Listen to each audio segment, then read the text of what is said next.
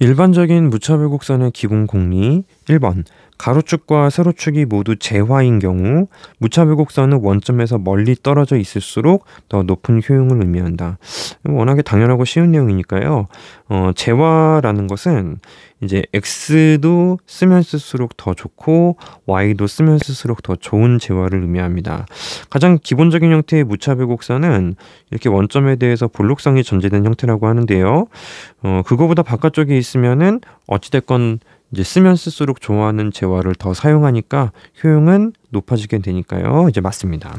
2번 사전 편찬법식 효용 체계를 가정할 때에도 무차별 곡선을 그릴 수 있다. 이 무차별 곡선의 정의는 어떤 상태와 동일한 효용을 의미하는 이제 점들의 집합을 말하는데, 사전 편찬법적 선호 체계에서는 어떤 상태하고 동일한 효용이 존재하지 않아요. 어떤 상태와 동일한 효용이 존재하지 않기 때문에 구태여 무차별 곡선이라고 말을 할 수는 없지만, 무차별 곡선의 성격을 갖기 위해서는 점 됩니다. 점. 사전 편찬법적이라면은 요점하고 효용이 똑같은 상태는 존재하지 않아요. 따라서 얘는 무차별 곡선을 그린다라는 의미가 이제 성립이 안 돼요.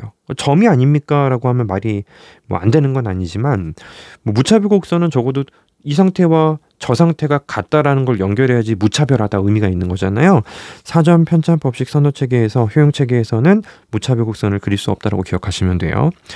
3번 무차별 곡선이 원점에서 2배 멀리 떨어져 있다면 효용도 2배이다.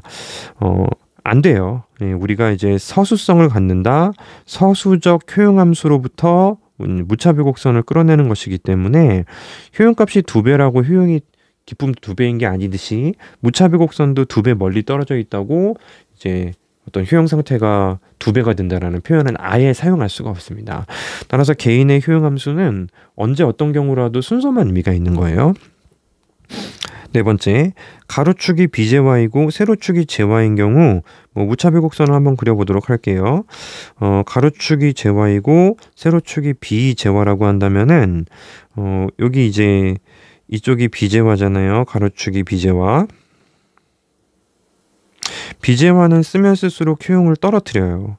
이제 물론 세로축은 재화입니다. 요거 제가 수업 때 이제 여러분들하고 무차별 곡선 그리는 법은 연습을 했었죠.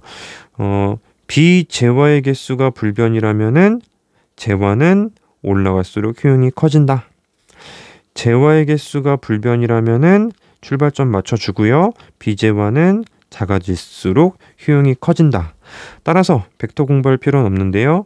자, 이 방향이 바로 효용 증가 방향이 되는 것입니다. 효용은 이 방향으로 증가하게 되는 것이고, 여기 이제 그래프의 원점이고요. 이 점을 보고 제가 이제 의미상의 원점이라고 불러요.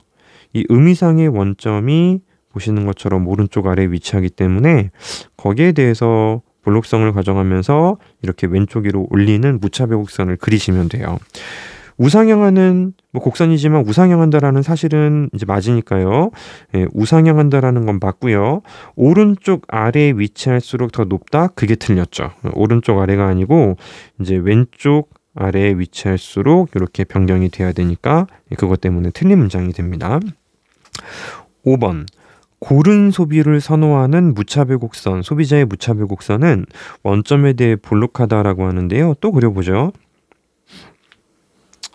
자, 고른 소비라는 거는 이제 x하고 y가 있으면은 이렇게 45도를 한번 이제 기울기가 -1인 점을 한번 찍어서 생각해 볼 건데, 여기가 이제 4,1이에요.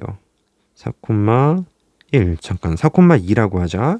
그리고 여기는 이제 그 2,4예요. 좀 왜곡이 되긴 했죠? 괜찮습니다. 2,4예요. 자, 이렇게 그 4,2, 2,4보다는 이 사람은 3,3을 더 선호합니다. 고른 소비를 선호하는 것이죠.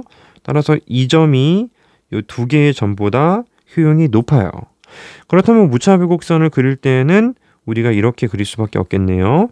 원점에 대해서 볼록성을 전제할 수밖에 없습니다. 여기서 출발하고 이렇게 지나가서 이렇게 연결되는 형태의 무차별 곡선을 그려낼 수밖에 없고요.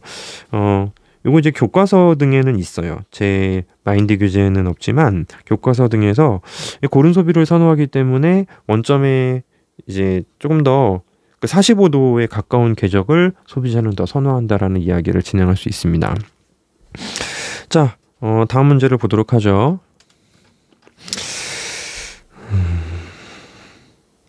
XY 평면에서 두 재화가 비재화인 경우 효용은 원점에 가까워질수록 커진다. 이 역시 마찬가지로 우리가 여기서 했던 작업을 비슷하게 진행할 수가 있게 되겠죠. 봅시다.